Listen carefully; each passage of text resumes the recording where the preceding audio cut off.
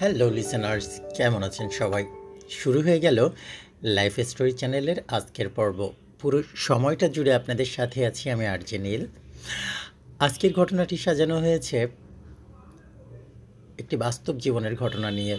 কিছু অধিভৌতিক, কিছু রোমাঞ্চ, কিছু নিষ্ঠুর বাস্তবতা এবং আমাদের সমাজের প্রচলিত কিছু কুসংস্কার এবং কিছু মানুষরূপী পাষণ্ডদের নিয়ে।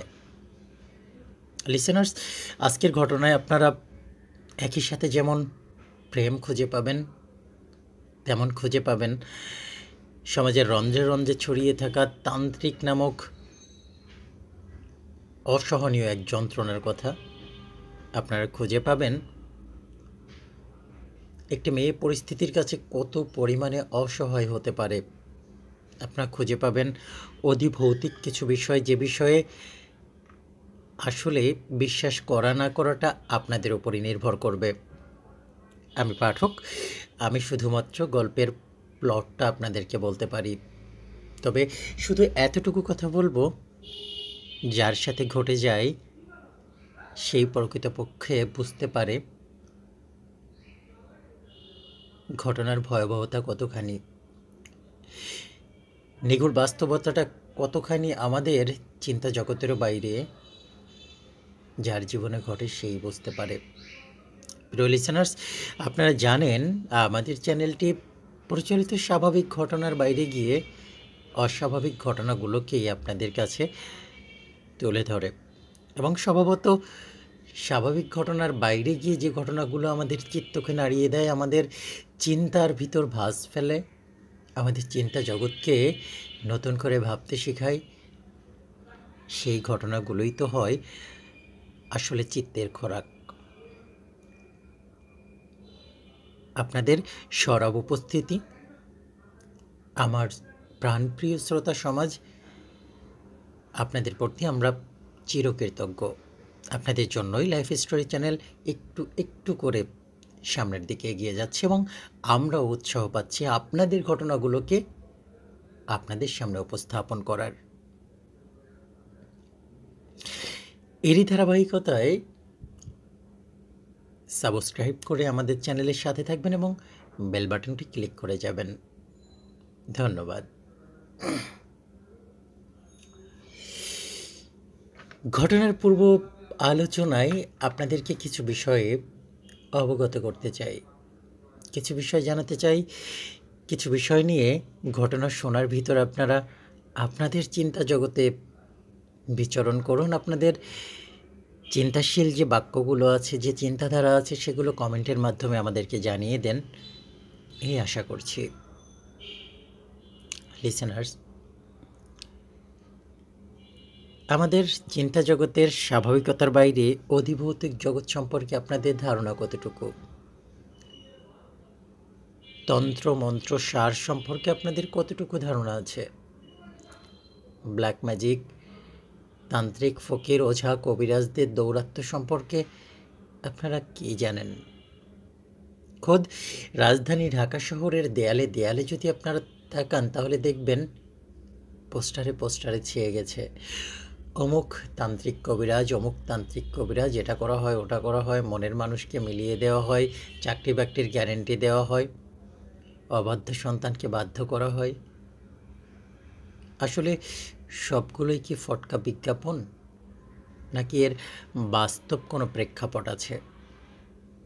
একজন মুসলিম হিসাবে আমি সেহেরে বিশ্বাস করি। আপনারা জেনে থাকবেন, আপনারা অবশ্যই জানেন, ইসলামে জাদুকে বলা হয় সেহের। এই ব্ল্যাক আর্টের জন্ম বহু পুরাতন, সেই মেসোপটেমিয়া সভ্যতা থেকে শুরু করে আমাদের হালের কামরূপ কামাখ্যা, ইন্ডিয়া, বাংলাদেশের মগ বৌদ্ধ, আনাচে কানাচে ছড়িয়ে আছে সেই একই প্র্যাকটিস, ব্ল্যাক ম্যাজিক। আমি তাত্ত্বিক আলোচনায় যাব না, শুধু আপনাদের এতটুকু জানিয়ে রাখি, আমি যতটুকু পড়াশুনো করেছি, যতটুকু আমার জ্ঞানে আছে, ব্ল্যাক ম্যাজিক কখনো কারোর জন্য ভালো কিছু বয়ে আনতে পারে না। আজকের ঘটনার কেন্দ্রীয় চরিত্রে আছে লিমন নামক একটি বড় ভাই। এখানে আছে রুবি নামে একটি বোন, এবং বেসিক্যালি তাদের দুইজনের ভালোবাসা, প্রেম, পরিণয়, জীবনের কিছু রূঢ় বাস্তবতা, এইগুলো নিয়েই আমাদের আজকের ঘটনা সাজানো। লিসেনার্স, ঘটনাটির উৎপত্তিস্থল ব্রাহ্মণবাড়িয়ার সরাইল।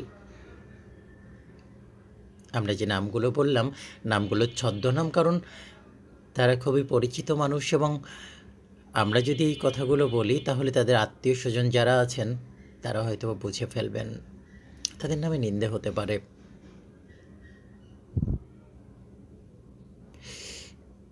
নাম দুটি আমাদের ছদ্মনাম হিসেবে দেওয়া। লিসেনার্স, আমাদের গল্পের চরিত্র লিমন ভাই ঢাকার একটি কলেজে পড়াশোনা করতেন। ঢাকার একটি নামকরা কলেজে পড়াশোনা করতেন। তো উনি তখন মাস্টার্স পর্বের, ঢাকার যে কোনো একটি নামকরা কলেজে, সরকারি কলেজের স্টুডেন্ট ছিলেন, মাস্টার্স পর্বে পড়াশোনা করেন। উনি বলছেন, ভাই, আমার পরিবারে আমার বাবা মা, ভাই, বড় ভাই, ছোট ভাই, এক বোন এবং আমরাই থাকতাম। আমার দাদা দাদি বেঁচে নাই, এবং আমরা মোটামুটি এতটুকু নিয়েই আমাদের পরিবার। আমি পরিবারের মেঝে সন্তান। স্বভাবত পড়াশুনোর তাগিদে উচ্চশিক্ষার জন্য আমি ঢাকাতে গমন করি।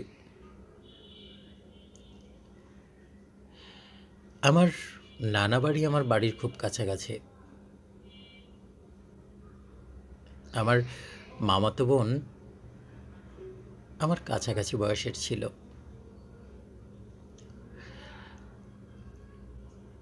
আমার থেকে বছর দুয়েকের জুনিয়র হবে।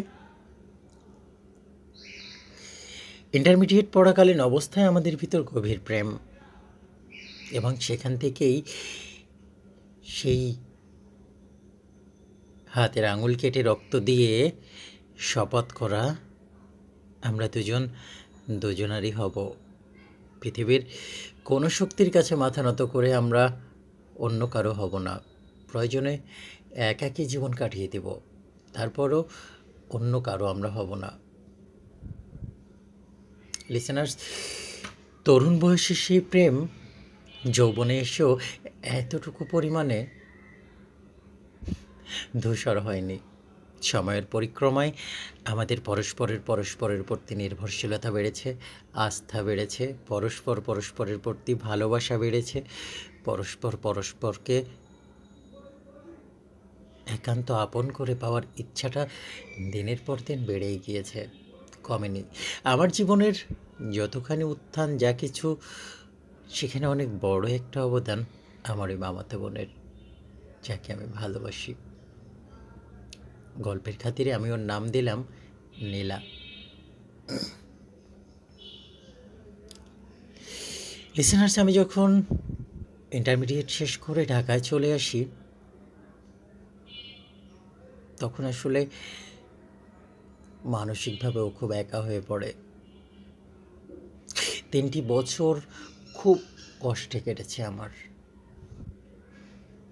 নীলাকে ছাড়া প্রতিটা মুহূর্ত, প্রতিটা দিন ঢাকা শহরে আমার মনে হয়েছে আমি যেন হাজার মানুষের ভিড়েও প্রচণ্ড একা। আমার মনের এতখানি জায়গায় নীলা দখল করে নিয়েছিল। ফোনে কথার পর কথা হতো। একটা সময় যখন মেসেজ কেনা যেত, SMS কেনা যেত, তখন SMS কথা হতো। তারপর ফ্রি টাইমের বা পিক টাইমের অল্প রেটের যে কথা ছিল, সেখানেও সারা রাত কথা হতো। অর্থাৎ দিনের শুরুটা হতো তাকে নিয়ে, দিনের শেষটাও হতো তাকে নিয়ে। মাঝখানে আমার পড়াশুনো, সব কিছু, এটা যেন ছিল এক দমবন্ধ অবস্থা। লিসেনার্স, বিশ্বাস করবেন কি না জানি না, ঢাকা শহরে আমার কোনো বান্ধবী হয়ে ওঠেনি,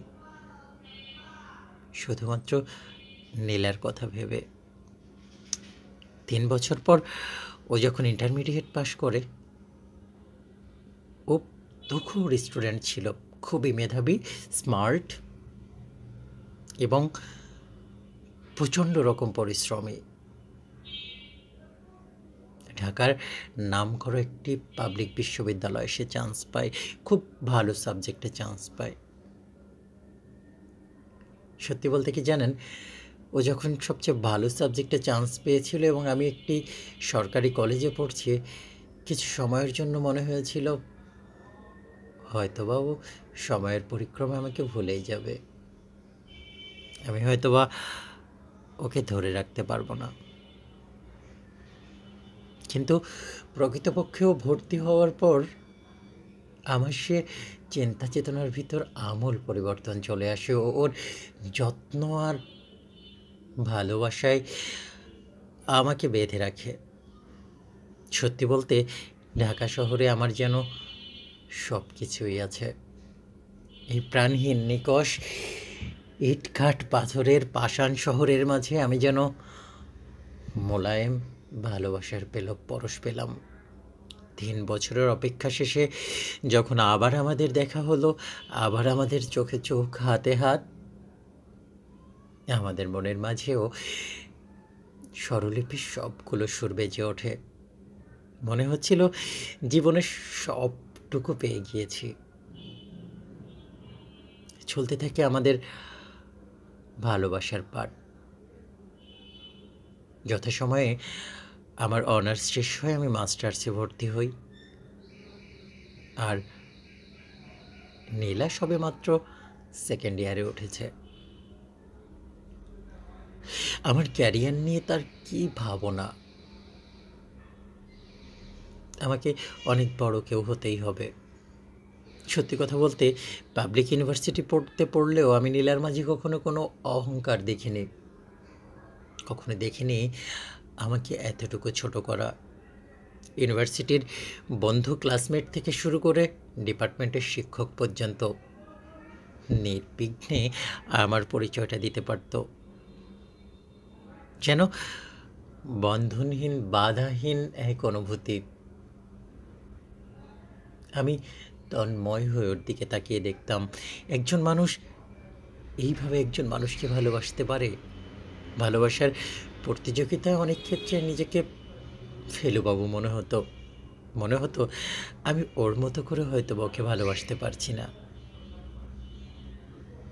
লিসেনার্স, মাস্টার্স শেষ হওয়ার পর ও যখন 3rd ইয়ারে, আমি তখন অনেক কষ্টে সৃষ্টি, অনেক চেষ্টা করার ফলে, আমিও নেহাত খারাপ স্টুডেন্ট ছিলাম না, চেষ্টা করার ফলে একটি সরকারি ব্যাংকের সিনিয়র অফিসার হিসেবে আমার জব হয়ে গেল। সদ্য মাস্টার্স শেষ করার পর জব আমার কাছে যেন স্বপ্নের মতো হয়ে এলো। আমি নীলাকে বারবার বলি, চলো না আমরা বিয়ে করে ফেলি। আমার তো এখন জব আছে, আমাদের হোক না ছোট্ট একটা সংসার, 2 রুমের একটা বাসা, 3 বেলা মোটামুটি খাবার, মাঝে মধ্যে কাপড় চোপড় কেনা, কিছু যদি হাতে বাঁচে সেটা দিয়ে টুকটাক ঘোরাফেরা, আনন্দ, এন্টারটেনমেন্ট, আর মাঝখান দিয়ে তোমার পড়াশুনো, তোমার ক্যারিয়ার, আমাদের জীবন চলেই যাবে। লিসেনার জানেন কি এমন ধাতুতে যে গড়া? আমার কথার কোনো প্রতিবাদ প্রতিক্রিয়া নয়, ভাবলেশহীনভাবে আমাকে বলল, এই মুহূর্তেরই তো অপেক্ষায় আমি। আমার ভালোবাসার সপ্তডিঙার পালে যেন দোল দিয়ে গেল। প্রথমে ভাবলাম পারিবারিকভাবেই জানাবো, কিন্তু 2 পরিবারের অর্থনৈতিক অবস্থায় বিস্তর ফারাক থাকায় আমার আপন মামাদেরকে এই প্রস্তাব দিতে আমি বা নীলা কেউ সাহস পেল না। অগত্যা ঢাকা শহরের অধিকাংশ প্রেমের সফল পরিণতি যেমন হয়, কাজী অফিসে গোপনে বিয়ে, বন্ধুবান্ধবদের সাক্ষী হিসেবে জোগাড় করে নিয়ে ছোট্ট একটা আয়োজনের মাধ্যমে বিয়ে, কেউ জানল না। জানালাম না। আমাদের ছোট্ট একটা সংসার হলো। নীলা ওই সংসারের কোনায় কোনায় তার পরশ দিয়ে এত সুন্দর আঁকিবুকি করে রেখেছে, আমার চোখে ভ্যান গগ কিংবা জয়নুল আবেদিনের থেকেও ওর আর্টিস্টিক ভিউগুলো অনেক বেশি ভালো লাগতো। ঘরের প্রতিটি কোনায় কোনায় যেন ওর মমতার পরশ, প্রতিটি কোনায় কোনায় ভালোবাসার যত্নে সাজানো। আমি অবাক বিস্ময়ে দেখতাম একটা মেয়ে কীভাবে আগলে রাখে সব কিছু। লিসেনার্স, আমি যেন পৃথিবীর মাঝে এক টুকরো স্বর্গে বসবাস করতাম। আমি জানি না বিবাহিতদের অভিজ্ঞতা কেমন, তবে আমাদের দাম্পত্য জীবন চলছিল দুর্দান্ত। সকালে আমি অফিসে যাই, নীলা চলে যায় ক্যাম্পাসে। ক্যাম্পাস শেষ করে ও দাঁড়িয়ে থাকে, আমি অফিস শেষ করে ওকে ক্যাম্পাস থেকে নিয়ে ঢাকার বিভিন্ন জায়গায়, বিশেষত টিএসসি, শহীদ মিনার, কার্জন, মল চত্বর, এখানে আড্ডায় ব্যস্ত থাকতাম। আমাদেরকে কেন্দ্র করে আমাদের অনেক বড় একটা সার্কেলও গড়ে ওঠে, যারা আমার এবং নীলার দুজনের বন্ধুবান্ধব। আমাদের একটা সুন্দর কমিউনিটি গড়ে ওঠে, সুন্দর একটা আড্ডা জমে ওঠে, যে আড্ডার মধ্যমণি আমি এবং নীলা। সময় অনেক ভালো কাটছিল। সময় তার গণ্ডি রেখে যায়। আমরা অপেক্ষা করছিলাম নীলার অনার্সটা শেষ হওয়া নিয়ে। সময় পাখির মতো উড়ে চলে যাচ্ছে এবং আমরা সুখের সুন্দর একটা জীবন কাটাচ্ছি। নীলার অনার্স শেষ হয়ে গেল। মেয়ে কেন যেন আর মাস্টার্স করবে না, বলে আমি এখন চাকরির জন্য চেষ্টা করব, আমি আপাতত মাস্টার্স করব না। যে কথা সেই কাজ। অগত্যা দুইজনের বন্ধন এত স্ট্রং ছিল, দুইজনের সিদ্ধান্তকেই প্রচণ্ড রকম সম্মান করতাম। আন্ডারস্ট্যান্ডিংয়ে সমস্যা তেমন কখনো হয়নি। আর 5টা কাপলের মতো আমাদের ভিতরও মান অভিমান খুঁটিনাটি ঝগড়া বাঁধত, কিন্তু তার জন্য কখনো তিক্ততা তৈরি হয়নি। ভালোবাসা দিয়েই সে ক্ষতগুলো আমরা সারিয়ে ওঠাতাম। এভাবেই চলছিল জীবন। আমি আগেই বলেছি নীলা দুর্দান্ত মেধাবী স্টুডেন্ট ছিল। ডিপার্টমেন্টেও সে তার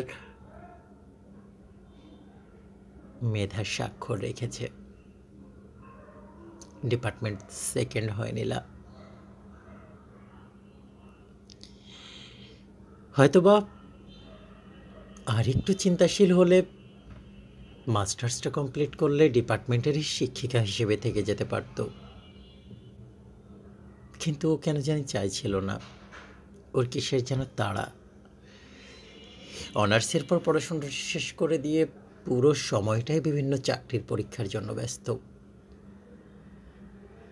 আর ভাগ্যর কি সহায়তা, নীলা প্রথমবারই বিসিএস ক্যাডার হলো। সাধারণ শিক্ষা, প্রফেসর, সমাজবিজ্ঞান বিভাগ, ব্রাহ্মণবাড়িয়ার নাম করা কোনো এক কলেজে তার প্রথম অ্যাপয়েন্টমেন্ট। আমার এদিকে ত্রাহি ত্রাহি অবস্থা। একটা দিনের জন্য নীলাকে ছেড়ে থাকবো, এটা আমার চিত্তের কোথাও আসে নাই। আমি প্রচণ্ড রকম বিমর্ষ হয়ে পড়লাম। এরপরই দৌড়ঝাঁপ শুরু করে দিলাম কিভাবে আমাকে ট্রান্সফার করে ব্রাহ্মণবাড়িয়ায় নেওয়া যায়। ওদিকে আমাদের বিয়ের খবর তো কেউ জানে না। বিভিন্ন সময়ে বাসা থেকে নীলার বিয়ের সম্বন্ধ আসে, প্রস্তাব আসে। নীলা এটা ওটা বলে সেখান থেকে ছাড় পেয়ে নেয়। বাসা থেকে কোনো মেহমান যদি আসে, নীলার বান্ধবী অনুর বাসাই হয় তার জায়গা। সেখানে গিয়েই তাদেরকে একটা বুঝ দিয়ে দেওয়া হয় আমি আছি। আর যেহেতু আমি ঢাকায় আছি, আমার মামাবাড়ির পরিবার কিছুটা নিশ্চিত ছিল। ফুফাতো ভাইয়ের বাসায় আছে, ফুফাতো ভাই পাশে আছে, সো সমস্যা নেই, তার লোকাল গার্ডিয়ান আমি। তারা একরকম নিশ্চিন্তে থাকতো এবং যত ধরনের আপডেট আমাদের কাছ থেকেও যেত। কিন্তু লিসেনার্স, পরিবারের কিছু কিছু বিষয় গোপন রাখা কঠিন। আমার ভাই বোনেরা জানতো নীলার সাথে আমার সম্পর্ক আছে এবং এটা নিয়ে আমার বাড়িতে কানাঘুষা হতো অনেক। আমার কম বাড়িতে যাওয়া, আমার বেতন দিয়ে বাসায় তেমন বড় সাপোর্ট দিতে না পারা, এটা নিয়ে তারা কিছু একটা অনুমান করেছিল, গন্ডগোল তো কিছু একটা হচ্ছে, ডাল মেকোস কালা। বাসায় যাওয়ার পর প্রথম যে সমস্যাটা হয় সেটা হলো নীলার জয়নিং লেটারটা আসে তার বাড়িতে, যেখানে কেয়ার অফের জায়গায় আমার নামটি দেওয়া, সম্পর্কের জায়গায় লেখা স্বামী। মাথায় আকাশ ভেঙে পড়ার মতো অবস্থা নীলার ফ্যামিলির। প্রচণ্ড রকম ট্রমাটাইজেশনের ভিতর দিয়ে যেতে হয় মেয়েটাকে। ভয়ে বাসায় যায় না, আমাদের বাসায় এসে ওঠে। নীলাকে পেয়ে আমার মা তো মহা খুশি। তার ভাতিজি তারই পরিবারে থাকবে, তার সন্তানের বউ হয়ে। কিন্তু বাদ স্বাধীন আমার মামিরা পাবলিক বিশ্ববিদ্যালয়ে পড়া মেয়ের জন্য তারা রাজপুত্র খুঁজে আনবেন, পঙ্খিরাজের ঘোড়ায় চেপে তার মেয়েকে নিয়ে যাবে। কিন্তু হে কি হলো, ছোটোখাটো এক চাকুরিজীবী ব্যাংকের সিনিয়র অফিসার, সারা জীবনটাই তো যাবে টাকা গুনতে গুনতে। আমি এসব হজম করতে অভ্যস্ত। নিজের অবস্থান নিয়ে আত্মসম্মানের বাইরে যে যাই বলুক আমার তেমন একটা গায়ে লাগে না। আমি আমাকে চিনি। সমস্যা হয়ে গেল নীলাকে নিয়ে। আমার অপমান নীলা কোনোভাবেই সহ্য করতে রাজি না এবং সে সাব পরিবারকে জানিয়ে দিল তার পরিবারের সাথে তার কোনো সম্পর্ক নেই। তার শুধু এখন একটাই পরিচয়, সে লিমনের বিবাহিতা স্ত্রী। পুরুষ মানুষ হলেও নীলার ভালোবাসায় মাঝে মধ্যে আমার চোখ চিকচিক করে উঠত। একটা মানুষকে এভাবে অন করতে পারে, অস্তিত্বের এতটা জায়গায় এতটা বড় জায়গা দিতে পারে। আমি বিভোর হয়ে যেতাম এবং ভয় হতো আমার, এই ভালোবাসার সঠিক মূল্যায়ন কি আমি করতে পারবো? লিসেনার্স, পৃথিবীতে অনেক বড় কিছুর ভাঙনটা অনেক কঠিন হয়। একটা পর্যায়ে নীলার পরিবারও মেনে নেয়। মোটামুটি বেশ আড়ম্বর একটা পরিবেশে আমাদের বিয়ে হয়ে যায়। আমাদের সাধ্যাতিরিক্ত খরচ এবং সংবর্ধনার মাধ্যমে আমরা নীলাকে আমাদের ঘরে উঠিয়ে নিয়ে আসি। নীলার পরিবারের যেন কোনো খেদ না থাকে। কিন্তু বেধির বাম জানেন তো, খেদ অনেকের থেকেই গেল। ক্ষেতটা থেকে গেল একটা হিংসার জায়গায়। নীলার বড় ভাইয়ের স্ত্রী অর্থাৎ নীলার বড় ভাবি আমাদের সম্পর্কটাকে তিনি কখনোই মেনে নেননি। তার চাচাতো ভাইয়ের সাথে নীলার বিয়ের জন্য তিনি প্রচুর চেষ্টা করেছেন। চেষ্টা করার পর ব্যর্থ হয়ে তিনি রাগে ফুঁসেছেন। বিয়েতে তিনি আমাদেরকে আশীর্বাদ করেছেন, আমাদেরকে অনেক সমাদর করেছেন, কিন্তু তার মনের ভিতর কূট চাল এত গভীরভাবে ছিল যেটা পরবর্তীতে আমরা বুঝতে পারি। একটি সাজানো গোছানো সংসার কিভাবে একটি হিংসার মাঝে পড়ে ধ্বংস হয়ে যেতে পারে, লিসেনার্স আমার জীবন দেখে আপনারা বুঝতে পারবেন। রহস্য না করে খোলাখুলি আপনাদের বলি, বিয়ের পর মিষ্টির ভিতর কিছু একটা খাইয়ে নীলার বড় ভাবে নীলাকে ব্ল্যাক ম্যাজিক করে ও যেন কখনো মা হতে না পারে।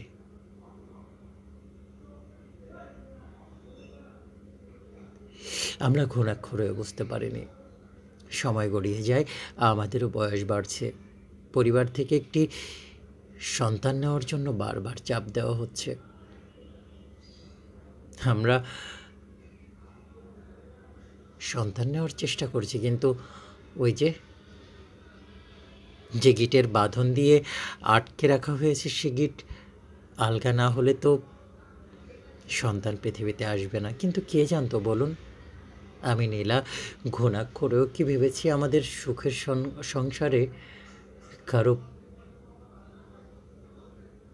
নজর পড়েছে, কারো রক্তিম চোখ পড়েছে, আমাদের সুখে কেউ হিংসায় জ্বলে পুড়ে একাকার হয়ে যাচ্ছে? বুঝিনি। একটা পর্যায়ে অনেক ধরনের ডাক্তার দেখানো হয়, অনেকভাবে ডাক্তার দেখানো হয়।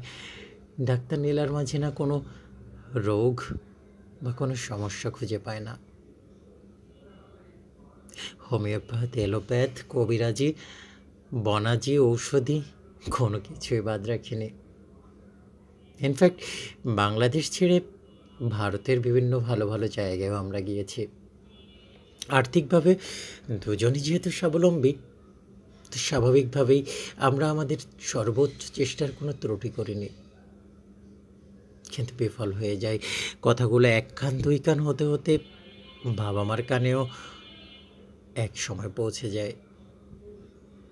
সত্যিকার অর্থে হয়তোবা নিজের ভাতিজি বলে মা তেমন কিছু বলতে পারেনি, কিন্তু আমার বাবা, আমার ফুফি, আমার চাচা, আমার চাচি প্রত্যেকেই নীলাকে বাজা, বন্ধা, হপয়া, অলক্ষণে কোনো কিছু বলতে বাকি রাখেনি।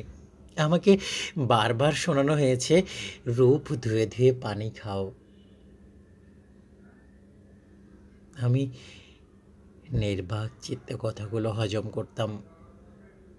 সত্য বলতে লিসেনার্স, আমারও নীলার পরে কিছুটা অনীহা চলে আসে। আমারও পরীক্ষা করা হয়, আমার শরীরে কোনো সমস্যা পাওয়া যায় না, ইনফ্যাক্ট নীলারও না। তাহলে হচ্ছে না কেন? আমাদের বয়স বাড়ছে। আমি প্রায় 36-এর কোঠায়, নীলা তখন 33। পরিবারের প্রেশার, সব কিছু শুনে, সব কিছু দেখে আমাদের বাসায় বেড়াতে আসেন নীলার ওই ভাবি। আমরা ঘুণাক্ষরেও তার কূটকৌশল বুঝতে পারিনি। তিনি এসে আমাদেরকে বলেন, তোমাদের সম্ভবত জিনগত কোনো সমস্যা হয়েছে, তোমরা একটু কবিরাজের কাছে যেতে পারো। দুজনে শিক্ষিত ছিলাম, এ ধরনের চিন্তাভাবনা আমরা আমাদের মনে জায়গা দিইনি, কিন্তু অনেকভাবে বলার এবং বোঝানোর পর আমার মায়ের জোরাজুরিতে আমরা রাজি হই। তিনি বলেন একজন তান্ত্রিক আছেন, খুবই শক্তিশালী। তিনি নাকি ভূত ভবিষ্যৎ সব কিছু বলে দিতে পারেন।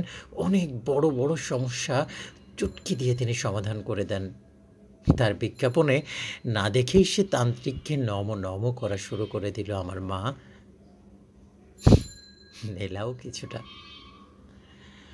ও বেশ অনেক দিন যাবত আমাকে বলছে ওর শরীরে কিছু একটা হচ্ছে, পিরিয়ডগুলো সময় মতো হয় না, শরীরের ভিতর সব সময় একটা অস্থির অঞ্জালা লাগে, এবং কিছু কিছু বিশেষ সময় আমাকেও সহ্য করতে পারে না। আমি এটা সাইকোলজিক্যাল ডিসঅর্ডারই মনে করেছি। যথাসময়ে তান্ত্রিকের কাছে যাওয়া হয়। তান্ত্রিক আবার বেশ মডার্ন। আমরা তান্ত্রিক বলতে যেমন বুঝি, বড় বাবরি, মাথায় তিলক, গায়ে জটা, অর্ধ উলাঙ্গ, গাছের নিচে বসা কেউ থাকবেন। আমাদের তান্ত্রিক মহাশয় কিন্তু তেমন নয়। আমাদের মতোই জিন্স টি শার্ট পরা ভদ্রলোক, বেশ রুচিশীল, হাতে ক্যাসিওর ঘড়ি আছে, বেশ সুপুরুষ। আমরা প্রথম যেদিন তার কাছে যাই, পাশে শুনি তার কম্পিউটার থেকে গান ভেসে আসছে। হে अजनबी तू भी कभी आवाज दे कहीं पे, हे अजनबी तू भी कभी आवाज दे कहीं पे, मैं यहाँ टुकड़े अची रहा हूँ, मैं वहाँ टुकड़े अची रहा हूँ, मैं टुकड़े লা লা লা লা লা লা লা লা। লিসেনার্স, আমার কণ্ঠ তেমন ভালো না, গানের কলিগুলো দেখে আপনাদেরকে দু এক কুলে গান শোনানোর লোভ সামলাতে পারলাম না। আমরা যথাসময়ে তার কাছে গেলাম, আমাদের দেখেই বলে উঠলেন, লিমন সাহেব যে, আপনাদেরই অপেক্ষায় ছিলাম। অবাক হয়ে গেলাম। বললাম, আপনার সাথে কি আমার অতীতে কখনো পরিচয় ছিল? লিমন সাহেব বললেন, আমরা শিক্ষিত মানুষেরা সব সময় না প্রযুক্তি আর বিজ্ঞান দিয়েই পৃথিবীটাকে বিবেচনা করি, কিন্তু একটু গভীরভাবে ভেবে দেখলে দেখা যাবে এর বাইরেও বিরাট একটা পৃথিবী পড়ে আছে, যে পৃথিবীর হদিস আমরা আমাদের ওই বিজ্ঞান আর প্রযুক্তি দিয়ে পাই না। হঠাৎ করে যেন তাত্ত্বিক দার্শনিক হয়ে গেলেন। তিনি বললেন, দেখেন, পৃথিবীর 1% জ্ঞানও আমরা নিতে পারিনি। বিজ্ঞান আসলে খুব কমই জানে, বরং আমাদের চিন্তা জগতের সীমাবদ্ধতা তৈরি করে দেয় বিজ্ঞান। শুনলাম তন্ময় হয়ে তার কথা, বেশ মুখরোচক, এবং তার বিজ্ঞাপন ভঙ্গিটা দেখে মনে হলো প্রকৃতপক্ষে তান্ত্রিকতা না করে অনায়াসেই তিনি কোনো মাল্টিন্যাশনাল কোম্পানির সেলসম্যান হিসেবে জব করলে অনেক ভালো করতেন। তো কিছুই বললাম না। তারপর বলল যে, আপনাদের বিষয়টা আমি জানি, আমি জানতে পেরেছি ওই যে অধিদৈবিক যে ব্যাপারগুলোর হিসাব আপনার বিজ্ঞান জানে না, ওই জায়গা থেকেই জানি আপনার স্ত্রী বন্ধা নয়, তার বাচ্চা হয় না। এর পিছনে কারণ হচ্ছে জিনের আছর আছে আপনার স্ত্রীর সাথে, সে আপনাদের স্বাভাবিক শারীরিক ক্রিয়ায় বিঘ্ন ঘটাচ্ছে। এটা খুব একটি কঠিন কাজ, এবং এটার থেকে সমাধানটা বেশ কঠিন।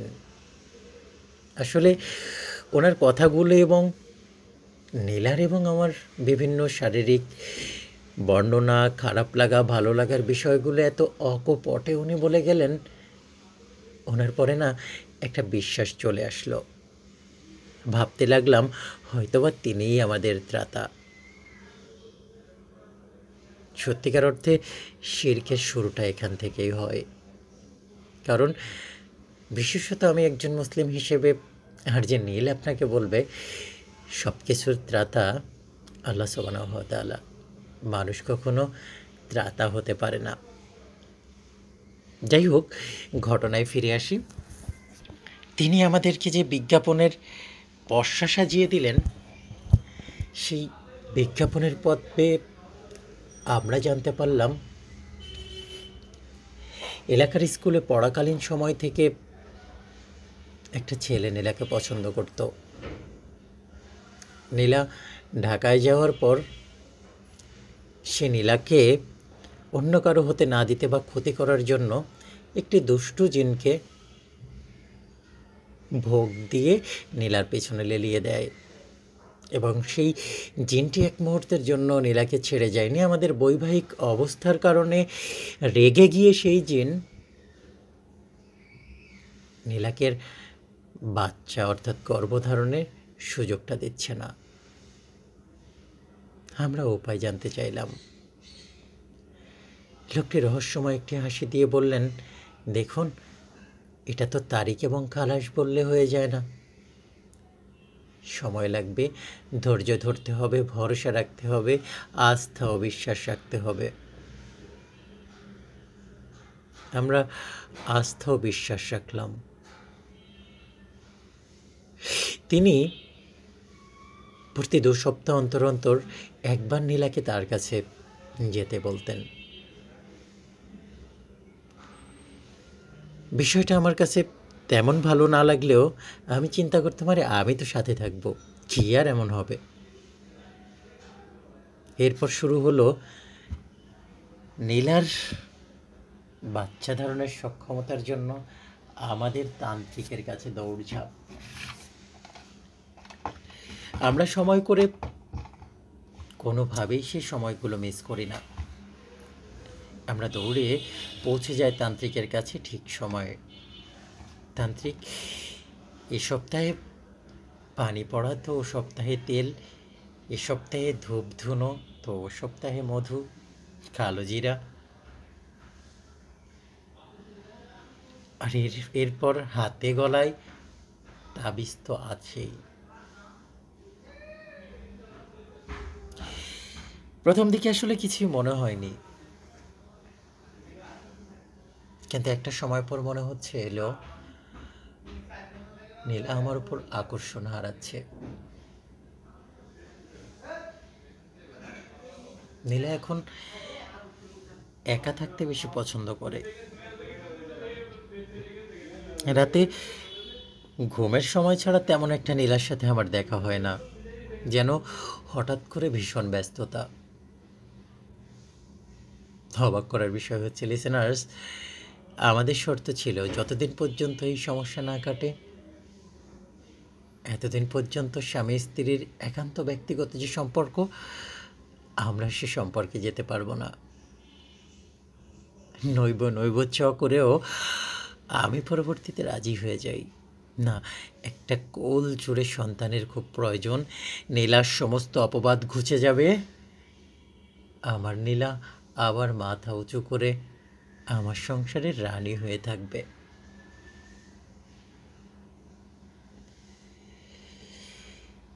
What is lotted can not be blotted. ভাগ্যের লিখন না যায় খণ্ডন।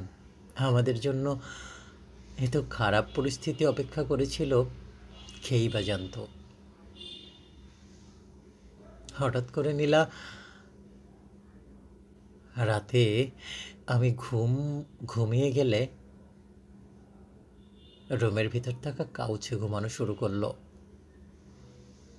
অধিকাংশ দিন ঘুম থেকে জেগে উঠে দেখতাম নীলা গুটিসুটি মেরে কাউচে শুয়ে আছে। জিজ্ঞাস করলে বলতো আমার খুব খারাপ লাগছিল, দমবন্ধ অবস্থা লাগছিল, এই জন্য কাউচে গিয়ে ঘুমাই।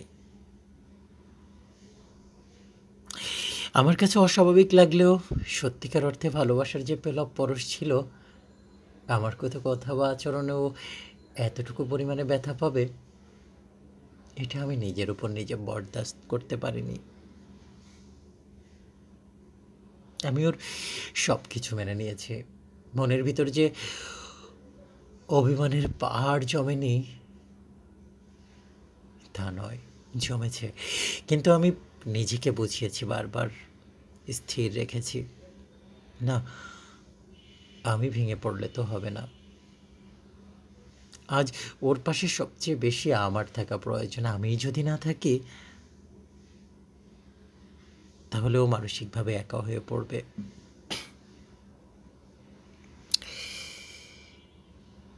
লিজেনার্স, এমন এক শীতের রাতের কথা বলছি। কম্বল মুড়িয়ে দুইজন একসাথেই ঘুমিয়েছিলাম। নীলা কখন উঠে গেছে আমি জানি না। হঠাৎ পানি পিপাসায় আমার ঘুম ভাঙতেই আমি ফিস ফিস শব্দ শুনতে পাই।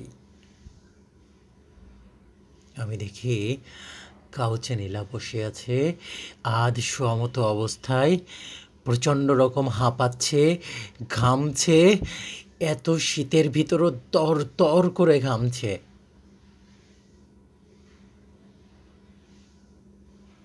অবচেতন অবস্থায় যেন পড়ে আছে নীলা, কি যেন কথা বলছে, হাঁপাচ্ছে।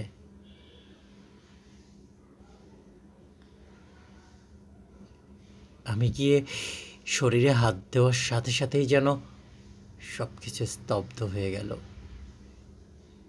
নীলা নেতিয়ে পড়ল কাউচে। আমি আস্তে করে উঠিয়ে ওকে বিছানায় শুইয়ে দিলাম।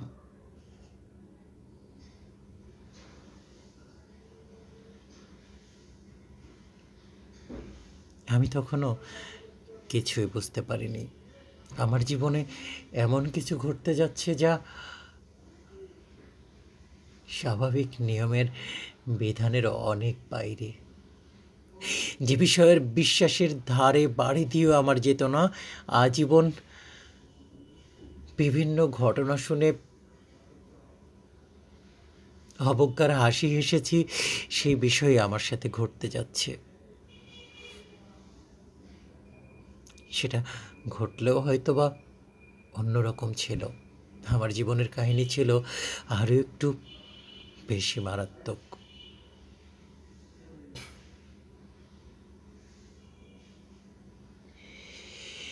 তান্ত্রিকের কাছে 3.5 মাসের মতো যাওয়ার পর হঠাৎ নীলা খেতে পারে না। তার গা গোলায় বমি বমি ভাব আসে, মাথা ঘোরায়। একদিন হঠাৎ করে সে অজ্ঞান হয়ে পড়ে যায়।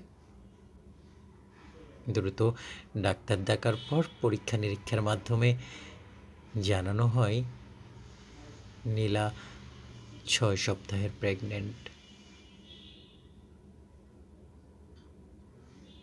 আমার পরিবারে খুশির হিল্লোল বয়ে যায়।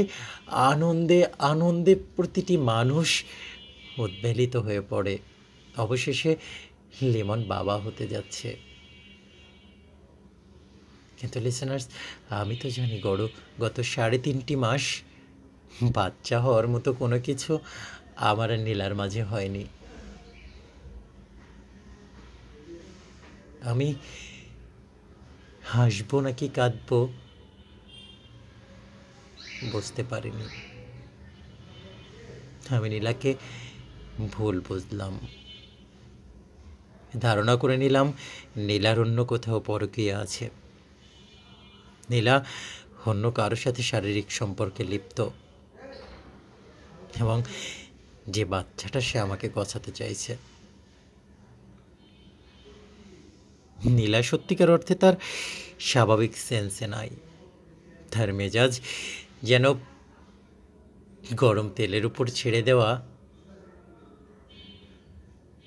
লবণ হলুদ মাখানো বেগুন। একেবারে ছাদ করে ওঠে যেন চলেই। কি রাগ, কি তেজ! আমার ধকল কাটিয়ে ঠান্ডা মাথায় চিন্তা করতে কয়েকটা দিন সময় লাগলো। এই সময়ের ভিতর সবাই নীলার খুব খেয়াল রাখছে। নীলা সবার সাথে সুন্দর করে কথা বলছে, শুধু আমার দিকে মাঝে মধ্যে বাঁকা চোখে তাকায়, কিন্তু আমার সাথে তেমন কথা হয় না।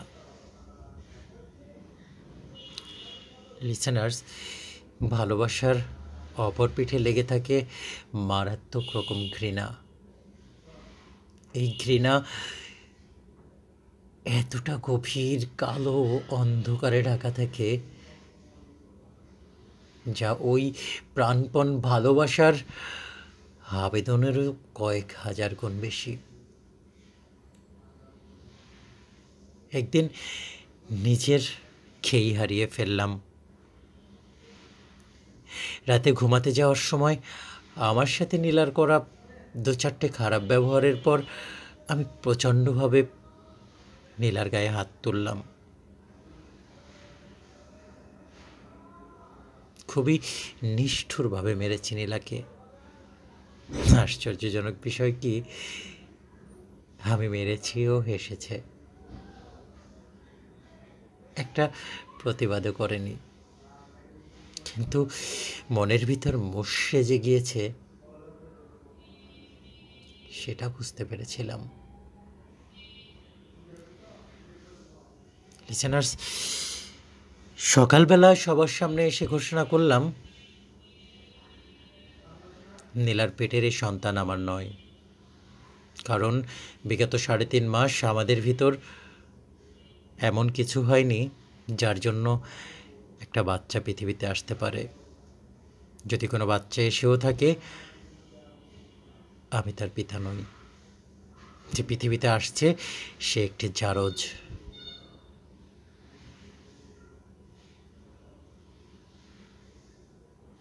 নীলা মাথা হেট করে রইল। অনেক অপমান, অপদস্থ, অনেক কথা সয়ে একটি প্রতিবাদও করল না, একটি প্রশ্নের উত্তর দিল না।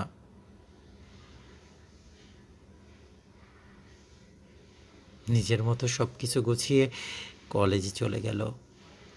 তাকে বারবার বলে দেওয়া হলো এই মুহূর্তে এই বাড়ি ত্যাগ করো, কিন্তু সে ত্যাগ করল না। কেন জানি আমার বাড়িতে নীলাকে বুঝতে পেরেছিল শুধুমাত্র আমার বোন। ও একটু ধার্মিক পর্যায়ের ছিল, নামাজ রোজায় পারদর্শী ছিল, পর্দানশীল ছিল। আমলের দিক দিয়ে আমাদের ভাই বোনের ভিতর ওই ছিল সবচেয়ে ভালো। কোরআন হাদিসের বিভিন্ন বিষয়ে ওর বেশ ভালো জ্ঞান ছিল। ও বুক দিয়ে আগলে নিল নীলাকে। দোলাভাই দেশের বাইরে থাকায় ও বেশ কিছুদিন আমাদের বাসায় আছে। নীলার এই অবস্থার পরও পার্মানেন্টলি এ বাসায় থাকা শুরু করে। আমার বোনটাই হয়তো বা কিছু আঁচ করতে পেরেছিল, তার জন্য বুক দিয়ে আগলে রাখে নীলাকে। রাতের বেলা আমাদের শোয়ার বন্দোবস্তের পরিবর্তন হলো। নীলা আমার বোনের সাথে ঘুমালো, আমি একাই। আমার জীবন তখন সিগারেটের ধোঁয়ায় উড়ে যাচ্ছে। চুল ছিঁড়ে ফেলতে ইচ্ছা করে নিজেকে। আমার সাথে কেন এমন হলো? আমি আর তান্ত্রিকের কাছে যাইনি। বাকিটুকু সব নীলার কাছ দিয়ে শোনা।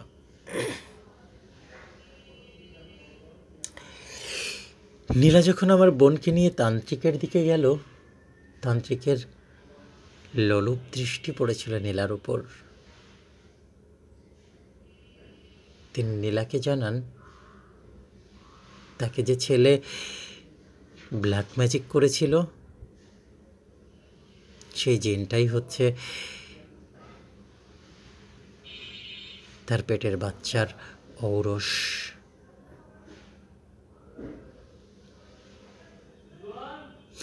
নীলা এক মুহূর্তের জন্য চিন্তিত হয়ে পড়ে, কিন্তু প্রকৃতপক্ষে রাতে দিনের পর দিন নীলার সাথে কি ঘটছিল নীলা তা সম্পর্কে কিছুই জানতো না। ও রাতটা ছিল যেন এক অবচেতন মনের বহিঃপ্রকাশ। ও বুঝতে পারেনি ওর সাথে কি কি ঘটেছে।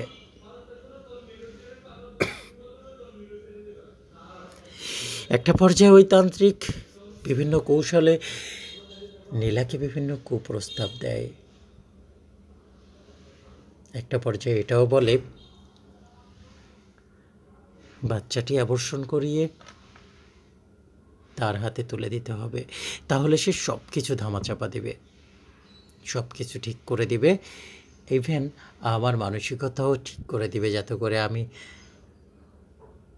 তার প্রতি আবার আকর্ষিত হই। বিনিময়ে যা সে নীলার কাছে চেয়েছিল তা পৃথিবীর প্রতিটি নারীর জন্য কলঙ্কের, প্রচণ্ড অসম্মানের।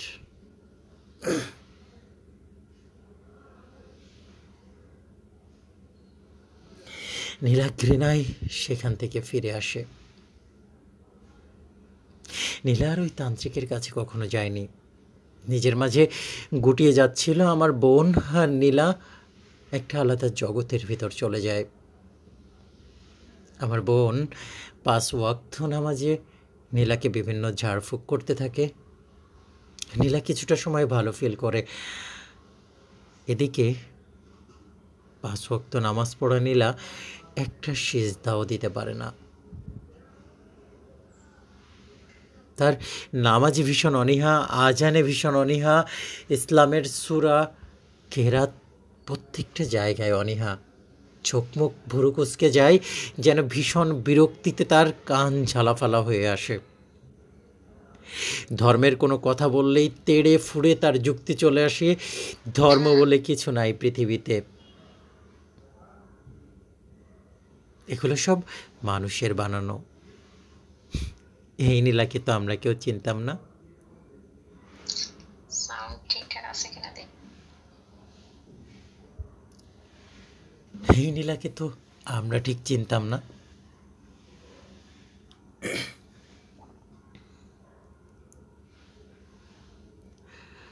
একটা পর্যায়ে একদিন আমার বোন বেশ রাতে আমার রুমে আসলো।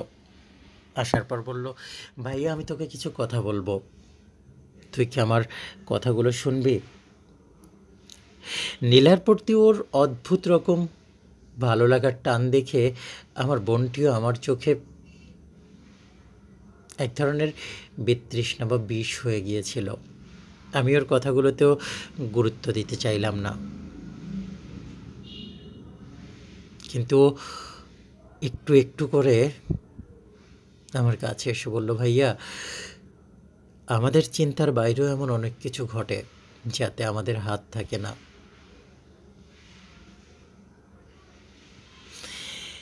ভবিষ্যতে খুব বাজে একটা বিষয় ঘটে গেছে।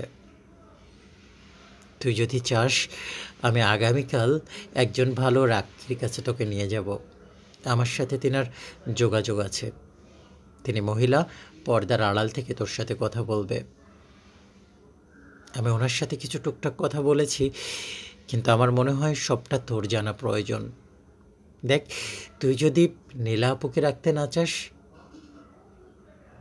না রাখবি, কিন্তু সত্যটা জানার পর। বোনের কথাগুলোর মাঝে যেন কিছু একটা ছিল, এত স্থির বিশ্বাস, আত্মবিশ্বাসে সে কথাগুলো বলল যে কিছু সময়ের মধ্যে আমাকে নাড়িয়ে দিল। আমি ওকে জিজ্ঞেস করে বললাম যে তুই যতটুকু জানিস আমাকে বল তো কী হয়েছে। কিন্তু আমার বোন আসলে অন্য ঘরের মানুষ ছিল। যারা সত্যিকার অর্থে ধার্মিক হয় তাদের ভিতরে সব কথা বের করাটা এত সহজ না। ও ভিতরে ভিতরে অনেক কিছুই বুঝতে পারার পরও ও চায়নি বিষয়গুলো ওর মুখ দিয়ে আমি শুনি। হয়তোবা নিজের বোন বলে ও বাড়িয়ে বলতে পারে এবং আমার কাছে বিষয়টা অবিশ্বাস্য লাগতে পারে, তাই ও আমার কাছে চেপে যায়। পরবর্তী শুক্রবার জুমার নামাজের পর নাসিরনগরে কোনো এক জায়গায় সেই মহিলা রাক্ষীর কাছে আমরা গেলাম। কোনো আড়ম্বর কবিরাজ বাড়ি নয়, ছোট্ট সিমসাম বাঙালি বাড়ি, কাঠ মাটির ঘর। মেহমানখানায় আমি বসলাম। যে নারীটি, তাকে আমি দেখিনি পর্দার আড়াল থেকে। তার স্বাভাবিক ভদ্র শ্লীল ভাষাগুলো শুনছিলাম। খুব নরম কণ্ঠে তিনি আমাকে সালাম দিয়ে বললেন, কেমন আছেন? আপনার সব কিছু শুনেছি। আপনাদের এত এত সৌভাগ্যের সাথে এত বড় বড় দুর্ভাগ্য, আল্লাহ মানুষকে এভাবেও হয়তো বা পরীক্ষা করেন, কিন্তু আপনাদের ধৈর্যের সীমা নেই। আপনি এখনও যে কোনো বিপদ ও বিপত্তি ঘটিয়ে ফেলেননি, এটাই আল্লাহর কাছে লাখো কোটি শুকরিয়া।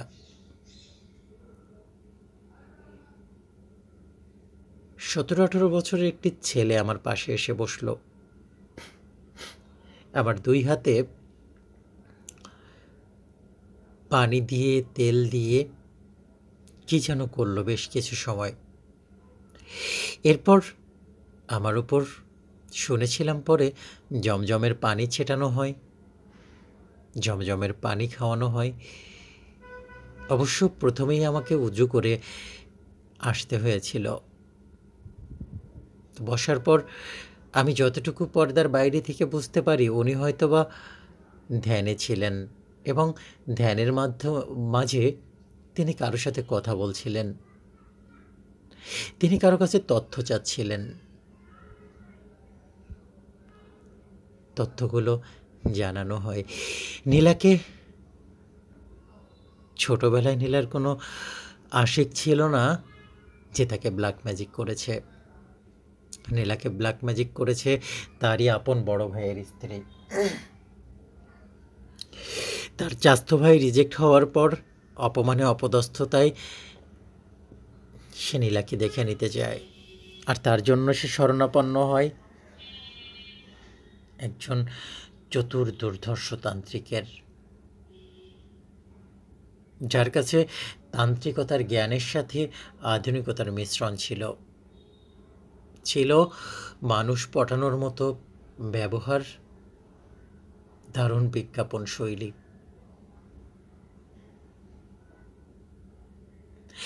একটা পর্যায়ে তার ভিতর লোলুপ অবস্থা তৈরি হয়। সে নীলাকে অবৈধভাবে ভোগ করবে।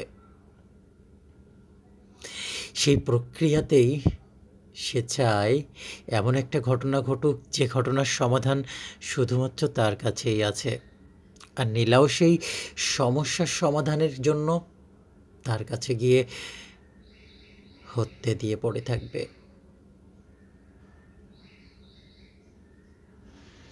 একটা শয়তান জিনকে সে ভোগ দিয়ে নীলার সাথে পাঠায়। দর্শক, আর যে নীল, আমি একটু ইন্টারাপ্ট করছি, বিশ্বাস করা না করাটা আপনাদের ব্যাপার। এমন অনেক ঘটনা শুনেছি, ইনফ্যাক্ট আমাদের ধর্মেও কিছু জায়গায় বলা আছে স্বামী স্ত্রীর বিশেষ মুহূর্তের পূর্বে শয়তানের কাছ দিয়ে পানা চাওয়ার কথা আছে, এবং তার ব্যত্যয় যদি ঘটে তাহলে শয়তান জিনেরা ওই বিশেষ সম্পর্কে অংশগ্রহণ করে ফেলে। এমন অনেক কথা শোনা যায় অনেক বড় বড় আলেমের মুখে। অনেক জিনের সাথে সরাসরি নারীদের বা নারী জিনের সাথে পুরুষের দৈহিক সম্পর্ক হয়ে যায়, তাদের বাচ্চাও হয়ে যায়। এটা বিশ্বাস করা বা না করা আপনাদের ব্যাপার। রাক্কি বলছেন ঠিক নীলার সাথে এমনটাই ঘটেছে। একটা দুষ্টু জিন বারবার নীলাকে দৈহিকভাবে ভোগ করেছে, যার ফলশ্রুতিতে সে প্রেগনেন্ট হয়ে পড়ে। দর্শক, জানি না বিজ্ঞানের দৃষ্টিতে এটা কতখানি সঠিক হবে। হ্যাঁ, আমার কাজ শুধু ঘটনার বর্ণনা করা। সত্য মিথ্যা, বিশ্বাস অবিশ্বাস, সেটার দায় একান্ত আপনাদের।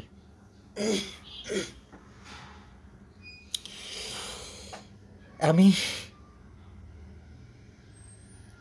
কিং কর্তব্য বিমূঢ় হয়ে শুধু কথা শুনছিলাম। তিনি বলে যান, এরপর নীলা যখন আপনার বোনকে নিয়ে তান্ত্রিকের কাছে যায়, আপনার বোনকে কৌশলে সরিয়ে দিয়ে সে নীলাকে ব্ল্যাকমেইল করতে চেয়েছিল, সে নীলাকে প্রলোভনের মাধ্যমে ভোগ করতে চেয়েছিল। কিন্তু আপনার স্ত্রী, আল্লাহর রহমত, সে মুহূর্তে তার পূর্ণ জ্ঞান ছিল এবং সে সেখান থেকে বের হয়ে আসতে পারে।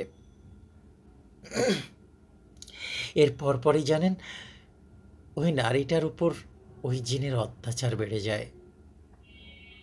ভীষণ পেট ব্যথায় প্রতিটি রাত নীলা ছটফট ছটফট করে। আপনার পাশে আপনার বোন আছে, আপনার বোনকে জিজ্ঞেস করেন, আপনার বোনই বলে দিবে। এবং একই সাথে ওই তান্ত্রিক চেয়েছিল নীলার পেটে যে বাচ্চা আছে, ওই বাচ্চাটাকে অ্যাবর্ষণ করিয়ে পরবর্তী ব্ল্যাক ম্যাজিকের কাজে লাগাবে। এতখানি খারাপ মানুষ পৃথিবীতে আছে লিসেনার্স। তো যাই হোক, তিনি আমার কাছে জিজ্ঞেস করেন, যদি নীলার এই অবস্থা থেকে পরিত্রাণ পায়, আপনি কি নীলাকে স্বাভাবিকভাবে গ্রহণ করবেন? সত্যি বলতে লিসেনার্স, আমি নিজেই নিজের কাছে লজ্জিত। এই মানুষটাকে আমি কত অবহেলা, কত নোংরা, কত আজে বাজে চিন্তাধারা করেছি। আমি এক বাক্যে ওনার সাথে কথা দিলাম, নীলা সুস্থ হোক বা না হোক, যদি আজীবনেও অসুস্থ থাকে, আমি নীলাকে যতখানি ভালোবাসা আর সম্মানের চোখে দেখতাম ততখানি ভালোবাসা আর সম্মান দিয়েই বাকিটা জীবন ওর পাশে থেকে যাব। ও যদি কখনো আর আমাকে ভালো নাও বাসে, আমি বাদবাকি জীবন ছায়ার মতো ওর পাশে থেকে যাব। আমি কখনো ওকে ছেড়ে যাব না। উনি আমার বোনের মাধ্যমে কিছু তদবির যেটাকে বলে, কিছু জিনিসপত্র আমাদের কাছে হ্যান্ডওভার করেন। নির্দিষ্ট নিয়ম অনুযায়ী সেই বিষয়গুলো সুন্নাত মেনে ব্যবহার করতে বলা হয়। ব্যবহার করা হয়। 3 দিনের মাথায় নীলার ব্যাপক ব্লিডিং শুরু হয়ে যায়। নীলা প্রচণ্ড রকম ব্যথায় কাতরাতে থাকে। এভাবে টানা 7 দিন ব্লিডিংয়ের পর নীলাকে হসপিটালে ভর্তি করা হয়। শরীরের হিমোগ্লোবিন সহ অনেক ধরনের জটিলতা দেখা দেয়। প্রায় 1 মাস চিকিৎসার পর সে সুস্থ হয়। নীলার অভিজ্ঞতায় নীলা এই সময় খুব অল্পই জানতে পেরেছে। কিছু সময় সে সজাগ থাকতো, কিন্তু অধিকাংশ সময় তার মেজাজ খিটখিটে থাকতো, কারণ নিজেকেই তার কাছে অপরিচিত মনে হতো। পরবর্তীতে আস্তে আস্তে রুকিয়ার বাকি রিচুয়ালগুলো সম্পন্ন করতে আমার নীলা আমার হয়ে ওঠে আবার। লিসেনার্স, এখন আমাদের 3টি সন্তান। একটি যমজ সন্তান, 2টি যমজ সন্তান ও একটি সন্তান নিয়ে, 2 ছেলে ও 1 মেয়ে নিয়ে আমাদের এখন সুখের সংসার। আমি মনের ভুলেও নীলাকে স্মরণ করিয়ে দিতে চাই না ওই সময়গুলো। তার জন্য নাম ও পরিচয় গোপন করে আপনাদেরকে ঘটনা পাঠালাম। ভালো লাগলে পড়ে শোনাবেন। ধন্যবাদ। লিমন ভাইকে অনেক অনেক ধন্যবাদ তার ঘটনার জন্য। প্রিয় লিসেনার্স, এমন অনেক ঘটনা আছে যার খোল কিনারা আসলে বিজ্ঞান দিতে পারে না, আমরা দিতে পারি না। আমাদের চিন্তা চিত্ত জগতের বাইরেও অনেক কিছু ঘটে যায়। অনেক ঘটনার ঘটার মাঝে আমরা হারিয়ে গিয়ে ঘটনার তল খুঁজে পাই না। এভাবেই রহস্যময়তায় ঘিরে আছে এই পৃথিবী, যা হয়তো বা খোলা চোখে দেখা যায় না। এমন আরও অনেক ঘটনা আপনাদের সাথে শেয়ার করতে চাই।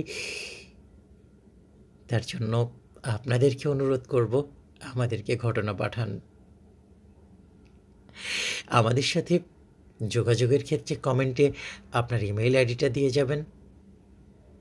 আমাদের টিম আপনাদের সাথে যোগাযোগ করে অবশ্যই ঘটনা সংগ্রহ করবে। আজকের ঘটনা কেমন হলো কমেন্টে জানাবেন।